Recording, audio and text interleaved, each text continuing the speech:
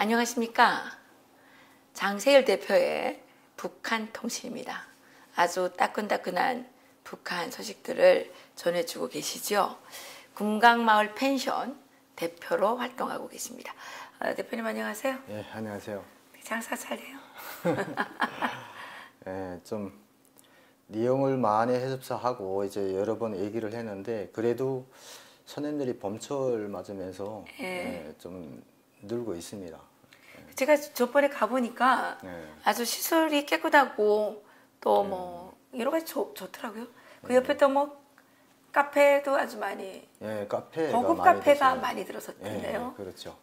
그러면 뭐 연인들이 그 뭐 데이트를 하러 많이 오는 건가요? 그렇죠. 그러니까 이게 함호동촌이라고 이제 큰 캠핑장이 있고 그 해수욕장 그리고 만이산이 많기 때문에 커플들도 많이 오고 이런 이제 산악 동호회라든가 그런 분들이 많이 오는 거죠. 제가 보기엔 멀지 않아 장 대표께서 부자가 될 것 같은데. 어쨌든 그 돈을 좀 벌어야 우리 장 대표께서 여러 가지 중요한 활동들을 할 수가 있습니다. 이 북한 정보 하나하나 가져오는 게 이게 다 생명을 거는 일이고 정말 돈이 많이 들어갑니다. 우리 장 대표님 많이 도와주시기 바라겠습니다. 그 김정은이가 하룻밤 와서 자고 가게 되면 난리가 날 텐데. 아마 그 안 자고 가겠죠. 이게 저희 그 친구들 이번에 그 자유주간 행사 일정으로 해서 저희 북한에서 희생된 이 정보들을 이제 한국에 주는 그런 활동을 해오던 북한 이런 자유투사들 희생자 추모 행사를 했어요. 참 그래도 이게 뭐 펜션이라기보다는 그 친구들 좀 영원히 깃든 곳이라고 그렇게 좀 봐주시면 좋을 것 같아요. 대표님 요즘에 지금 세상이 한마디로 말해서 전광석화 같은 세상이에요. 작업 깨나면 너무 휘카닥 뭐가 많이 바뀌어가지고 그렇죠. 정신이 없는데 북한도 그렇습니까? 그렇죠. 이게 북한도 김정은이 지금 일단 많이 나왔잖아요. 이게 북한에서도 북중 정상회담 그리고 이제 이 남북 정상회담 뭐 뒤이어서 이제 또 북미 정상회담까지 있다고 이렇게 하니까 여기에 관한 반응들이 상당히 뜨겁죠. 우견 차이는 있지만 그래도 이게 뭔가 이게 달라지겠구나 하는 그런 기대 심리도 많이 있고요.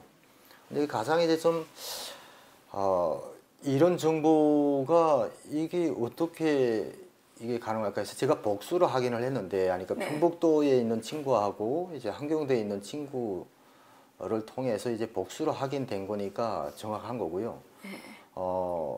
이번에 이제 강연제강을 이제 내려보냈죠. 주민들, 당원들, 뭐 근로자들을 위한 이런 당중앙위원회 강연제강이 하달이 됐는데 그 강연제강이 이런 그 사대주의에 물젓지 말고 자력갱생의 어떤 이런 정신으로 우리는 이제 성군 조선의 이런 승리를 이끌어내야 된다는 이런 강연제강인데 기본 표적이 중국입니다.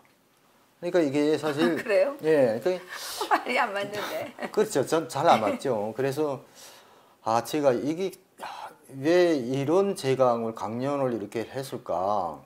그게 물어보니까 이 주민들의 심리라는 거는 이게 내재된 감정에서부터 폭발이 되는 것 같아요. 그러니까 중국이라는 거는 예전부터 어떤 혈맹, 북한과 떨어져서는 살 수 없는 그리고 미국을 견제하는 한 그런 이제 형제였다는 이런 내재된 감정이 항상 있어요. 정서가.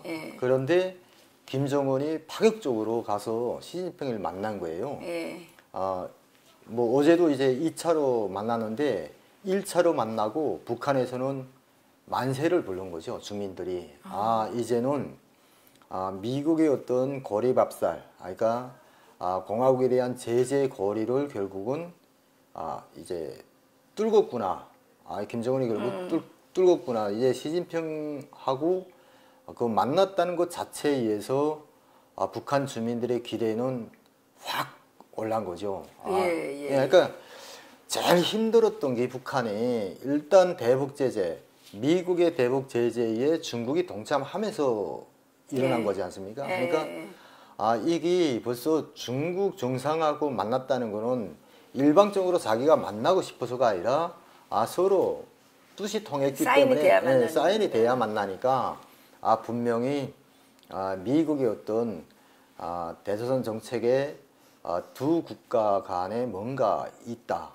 이거는 결국 뒷이어서 이런 이 압록강 두만강가에 얼어붙은 이런 북중 무역의 활성화로 이어질 것이다 하는 기대 심리로 번진 거예요. 그런데 이제 역으로 김정은은 중앙당 지시문으로 해서 강연제강을 배포를 한 겁니다.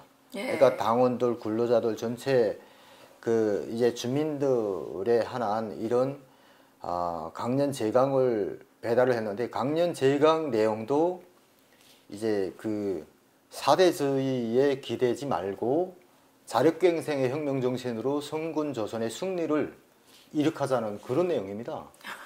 그러니까 이게 주민들도 거기에 이제 보면은 중국을 적나라하게 비판을 했습니다. 이번에요? 예. 그러니까 이게 중국을 비판을 한 게가 여태까지 중국이 우리 그 북한, 그러니까 조선에 대한 이게 지원은 그런 게 지원인 것이 아니라 결국은 많은 손해를 피해를 감수한 그런 이제 강압적인 관계였다는 이런 관계예요. 그렇네요. 그러니까 이게 뭐냐면 참 내가 김정은이 이게 진짜 이게 좀 이게 잘 가늠이 안 가는 거죠. 미치광이 전술을 쓰는 장성특위 때 진짜 이 북중 간의 이런 이 무역 관계는 정말 있을 수 없는 그런 강압적인 이런 관계였다고 김정은이가 못 박아서 비판한 적이 있어요. 장성택일 그렇죠. 때도. 그러니까 이런 뭐 석탄이라든가 이런 강석자물들 다 이제 뭐 철강석이요, 금강석이요 다 가지고 가면서도 중국이 우리한테 대체 해준 게 뭐냐 하는 식으로 김정은이가 그랬어요. 장성택이를 때리기 위해서 결국 그 카드를 들은 거예요. 장성택이 누가 북중 관계에서 결국 우리 인민에게 해준 게 뭐냐. 이런 식으로 때리면서 중국을 압박을 한 거죠. 그리고 장성택이가 있을 때 장 부장과 중국과의 모든 무역 협조정을 백지화를 해버렸습니다. 하고 그때 대담하게 중국에서 유치받았던 그러니까 우리가 물어야 될 돈은 대담하게 물어라. 근데 돈이 있습니까? 돈은 없는 거예요. 그래서 그때 이제 손해본 중국 무역들이 많았거든요. 기업들이. 근데 그것 때문에도 결국은 이 대북 제재에 동참을 할 수밖에 없었다. 이런 그 내부 이 통신은 있습니다만 참 이번에 다시 중국을 이렇게 두들긴다는 거는 시진핑을 다시 한번 이런 좀 자국을 할 수 있는 이런 부분인데 왜 중국을 견제하는 이런 강연제강을 전체 주민들에게 배포를 했을까? 어느 날 내보내는 겁니까? 그러니까 이제 한 일주일 정도 어제 제가 통신을 받은 거니까 한 그러면 일주일, 그렇죠. 그러니까 남한 만나고 문재인 남한 만난 다음에 간 거예요. 돌아가서 금방 내려보냈군요. 그래서 거기에서 이런 남북 관계에 관해서는 내가 어떻게 얘기가 됐냐 강연에. 그러니까 지금 이게 우리 민족끼리 이런 그 자주적인 자립적인 경제 토대에 궁구할 때만이 우리는 이기가 뭐냐면 남북의 경제 협력을 전제를 한 거예요. 근데 북한은 혼자서 절대 자립적인 경제 기반을 가질 수가 없거든요. 그러니까 이게 사실은 북한 주민들에게 이렇게 주는 메시지가 제 생각입니다. 단순 생각인데 거기서는 딱 찍진 않았지만 중국을 견제를 했다는 것 자체는 북한은 아무리 북한 주민들은 뭐 이제 남북 관계가 이렇든 저렇든 적대국으로 수십 년을 살았기 때문에 적대적인 정서가 강합니다. 그런데 중국과는 예전에 뭐 앞서 얘기를 했지만 친맹 관계로 미국을 견제하는 한 동맹국 내지는 이제 형제국으로 항상 알았기 때문에 이런 친화적인 정서가 있거든요. 그러니까 이 중국 정상하고 만나자마자 중국에 대한 기대 심리가 확 확산이 되니까 김정은의 심리로서는 사실 이거는 아닌 거예요. 기본 목표는 남한인데 남한에서 경제 협력을 받아야지 자기가 원하는 경제 강국으로 갈 수 있다고 김정은은 생각을 합니다. 그런데 주민들은 적대적 정서 때문에 아직 남한에 대한 이런 그 기대 심리는 아직 부풀질 않고 오직 중국에만 기대는 이런 심리예요. 그래서 그거를 차단을 하느라고 김정은이 이번 강연제강을 배포한 것 같습니다. 제 생각에는. 네, 참 거기에서 이제 뭐 강하게 때린, 그러니까 사실 50년을 채굴권을 줬습니다. 원래 무상강산도. 이것도 재검토를 해라. 지금 대경제성에 다 지시가 떨어져 있거든요. 그러니까 중국 쪽하고 조율을 합니다. 자, 채굴권.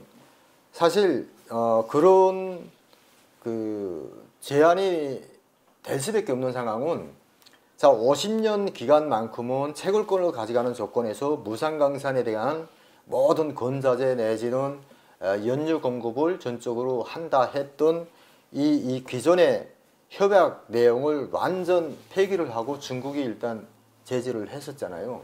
그러니까 이런 이 북한 사람들도 그럴 때 정말 아픈 조건이지만 이런 그 채굴권을 줬었는데 중국에서 이거를 백지화를 하고 제재를 하다 나니까 북한이 지금 어려운 상황에 들어갔다. 그래서 지금 제가 이번에 그 김정은이 시진핑을 또 찾아갔다는 그 자체는 시진핑은 유엔의 어떤 대북 제재에 의해서 아직도 중국의 입장에서는 견제하는 그런 차원인 것 같습니다. 그러니까 아직도 지키는 이런 차원입니다. 그러니까 그럴 때 1차 정상회담 때 많은 북한 무역기관들이 중국에 나왔습니다. 네. 그럴 때 그랬었잖아요. 정말 노숙을 하는 정도로 지금 뻗대면서 심양이나 뭐 대련이나 영길이나 이런 혼준 쪽에 사람들이 다 나왔거든요. 그런데 이제 중국 쪽에서 길을 열지 않은 거예요. 그러니까 일단은 북한 쪽에서 중국에 물어야 되는 이런 돈은 가져갔지만 물어야 되는 이런 모든 물자들은 들어갔습니다. 그때 1차로 들어갔는데 그 이후에 문이 열린 게 아니고 지금 아주 작게 지금 중국이 포섭을 하는 조건이거든요. 그러니까 이거를 진짜 그 해결을 위해서 들어간 게 아니냐. 사실 미국과의 이談판도요. 김정은에게는 내 뒤에는 그래도 중국이 있다 하는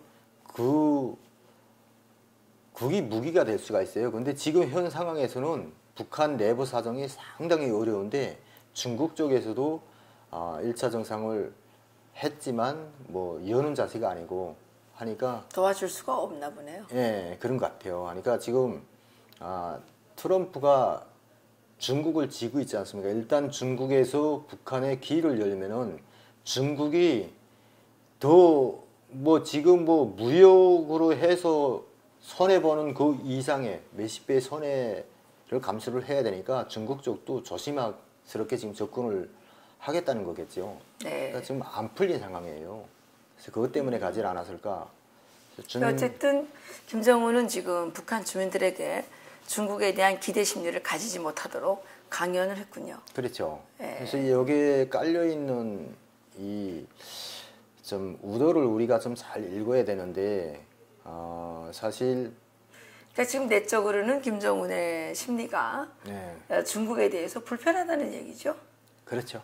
예, 그거를 어제 또 찾아갔지만 어제 찾아간 거는 글쎄 모르겠습니다.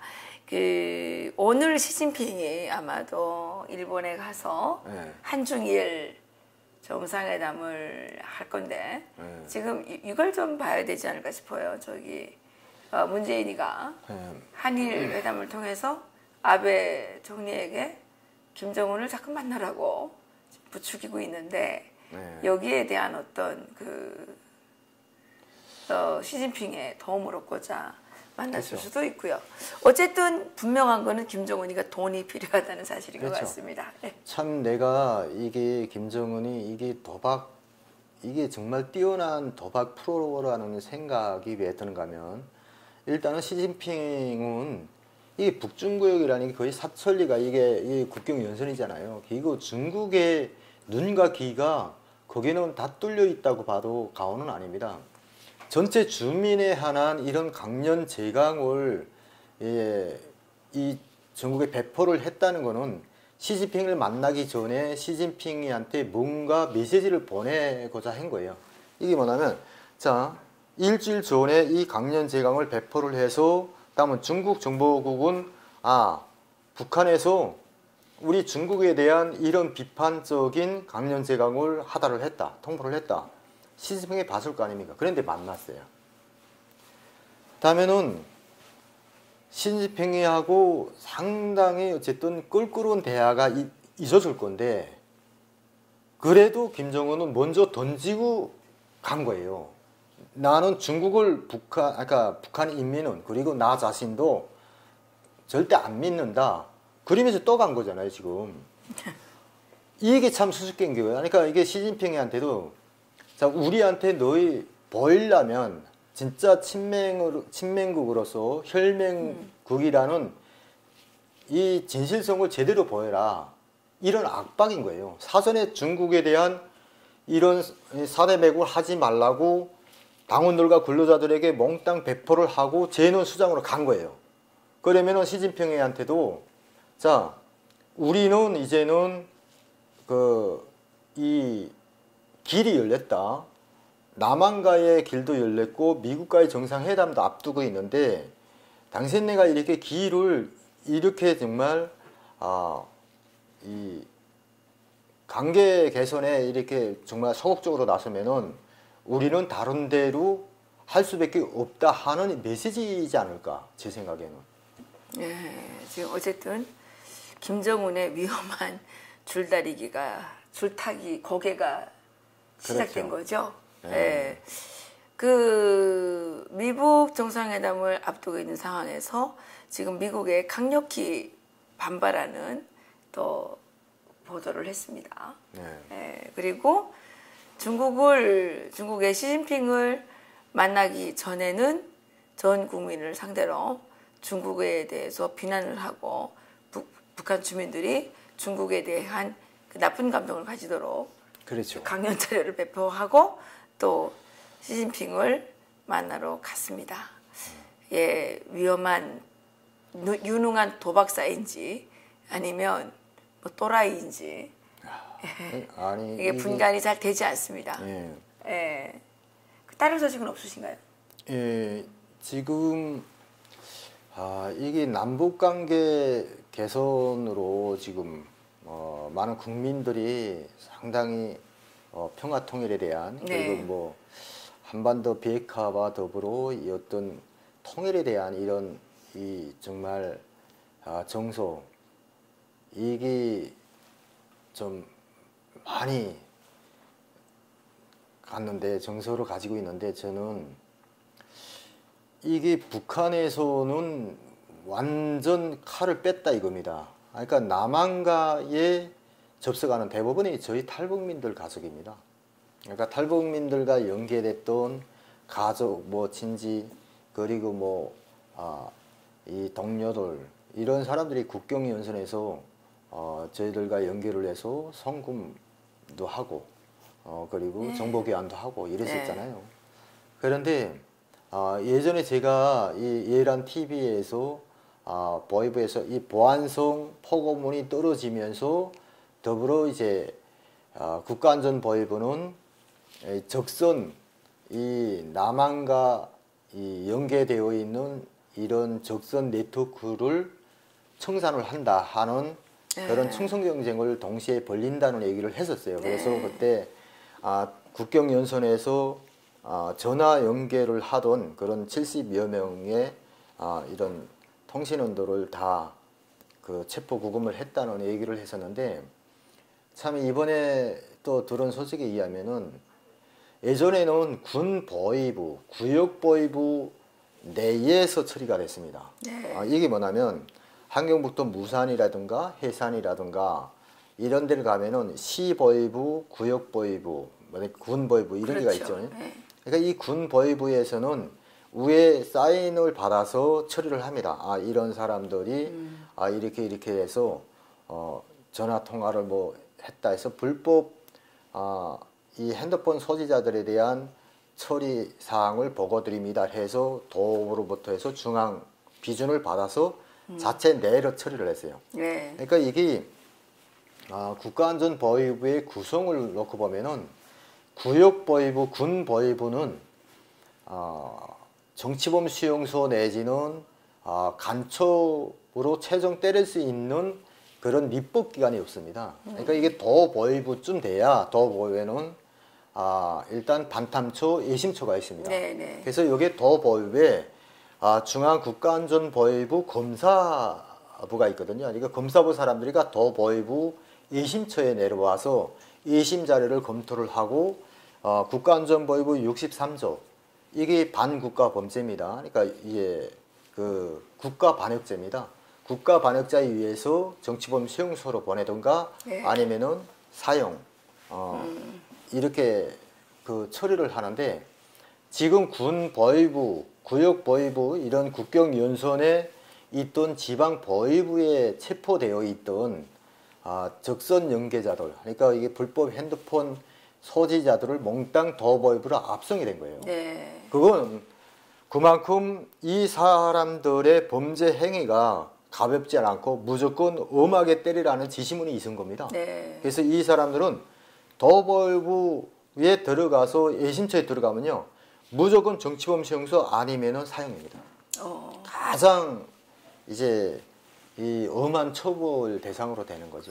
휴대전화 한 개. 그렇죠. 이게 참 이 대한민국 국민들이 알아야 되는 게 이런 거죠. 지금 뭐 청와대하고 북한의 그 김정은 주석궁전하고 남북 정상 이 한 라인 그 전화가 개통이 됐다고 하죠. 하는데 자기들은 이렇게 한 라인으로 통화를 하면서 북한 주민들이 뭐 특별한 뭐 나쁜 전화도 하는 것도 아니고 먹고 살기 위해서 돈 좀 보내달라 뭐 이런 정도의 전화를 하는데, 이런 전화한 것을 가지고 이렇게 체포를 해서 고문을 하고 처형을 하고 뭐 최근에 다른 데서 들은 얘기로는 현장에서 들키면 그 자리에서 이렇게 즉살시키라는, 이렇게 즉각 그 청사를 하는 그런 지시도 내려왔다고 이렇게 하네요. 그러니까 이거는 뭐 평화 분위기가 아니죠. 그렇죠. 뭐 한국은 평화로울지 모르지만 한국도 뭐 평화롭진 않죠, 사실. 그런데 북한은 더욱더 총소리가 많이 울리게 됐다는 거죠. 과연 이러한 상황을 평화라고 이해를 해야 되는지 모르겠습니다. 저도 제3 이제 강조를 하지만 김정은은 일단 체제 보장, 자기 독재 체제를 보장을 받기 위해서 핵 폐기 카드를 들었거든요. 그러니까 이제 여기에서 결국은 불순 세력이라고 자기한테 맞서는 세력은 오직 이제 뭐 국경연선에서 한국과 연계되어 있던 탈북자 가족 내지는 동료들이거든요. 그리고 이제 내부가 지금 너무너무 어렵기 때문에 살인 강도는 너무 비일비재해서 그건 뭐 이러다 말할 수는 없고요. 그리고 이제는 이판사판입니다. 너무 살기 힘들고 하니까 뭐 당원들이고 근로자들이고 공장이 돌아가니 뭐 공장 다니면서 뭐 살겠습니까? 또 장사도 좀 하려고 하니 지금 뭐 장사도 맡고 있고 하니까 지금은 이 통제 기간을 부활을 시킨다는 것 자체가 김정은은 그만큼 배심이 있다는 거예요. 그러니까 어떤 핵을 포기를 함으로써 자기 체제 유지에 자기 이 정치 자금, 자기의 체제를 살굴 수 있는 자금길이 열렸다고 확신을 하는 겁니다.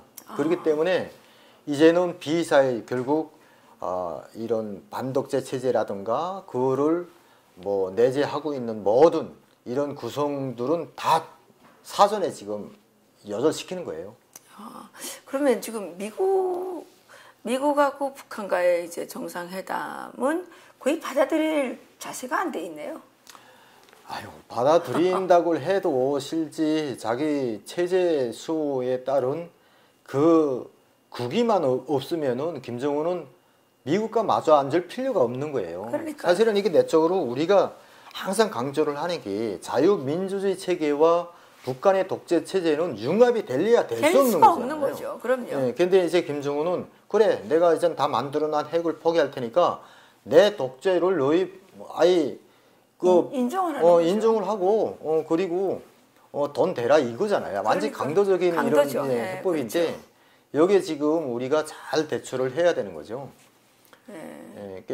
나도 참 그런 생각을 했어요. 어떤 이게 탈북민들이 탈출을 예전에 말입니다. 2000년도에 그 무슨 이렇게 탈출을 하다가 잡혀 들어갔었는데 그때 김대중, 김정일이 만났잖아요. 네. 그때 만나면서 김정일은 그나마 그때 어쨌든 남한에 그 뭐 이게 탈출했거나 뭐 중국에 탈출했던 사람들 간대히 용서해 준 적이 있습니다. 그런데 지금은 완전 180도입니다. 무조건 쏴 죽이고 탈북자들 탈북 현장에서 쏴도 무방하다 했잖아요. 전번에 해산에서 그랬죠. 탈출을 하던 모네오 중에서 그 어머니가 살해당하는 네, 그 동영상도 이제 나왔는데 나온 적 있어요. 예. 그렇죠. 그러니까 그 정도로 지금 참 이게 어디서 나온 이런 이게 자부심인지 이게 김정은이 왜 이렇게까지 정말 이게 남북 간의 무슨 이게 협력이라는 것 자체가 무색할 정도로 탈북자 가족끼리 송금이라든가 전화통화로 아예 정말 안부 소식 잠깐 전하는 것도 무작위로 잡아서 아예 치니까 이거는 결코 남한과의 어떤 이런 뭐 평화적인 남한과의 무슨 약속이 있었을까요? 글쎄요, 야 이게 정말 가늠이 안 가는 그런 글쎄요. 상황이죠. 예, 그 어쩌면 김정일 때보다 지금이 더 어렵기 때문에 김정은이가 쓸 수 있는 카드가 많지를 않아서 그렇게 탄압을 하지 않으면 지금 북한 주민들이 들고 일어날 수 있기 때문에 무자비한 그 또 포갑을 강요하는지도 모르죠.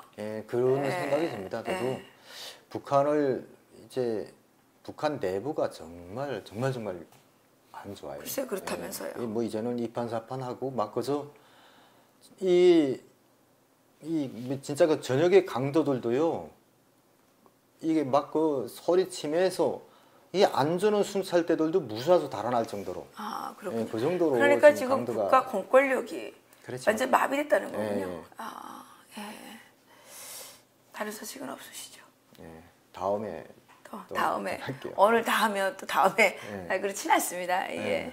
다음에 또 새로운 소식으로 찾아뵙도록 하겠습니다. 분명한 것은 남북 정상회담 평양냉면 파티에 지금 흠뻑 젖어서 지금 우리나라의 언론들은 평화의 나발을 불러대고 있는데 사실 북한 주민들은 지금 생사를 걸고 싸우고 있고 김정은은 북한 주민들에 대한 더욱더 잔혹한 이 포갑을 가하고 있다는 것이 점점 드러나고 있습니다.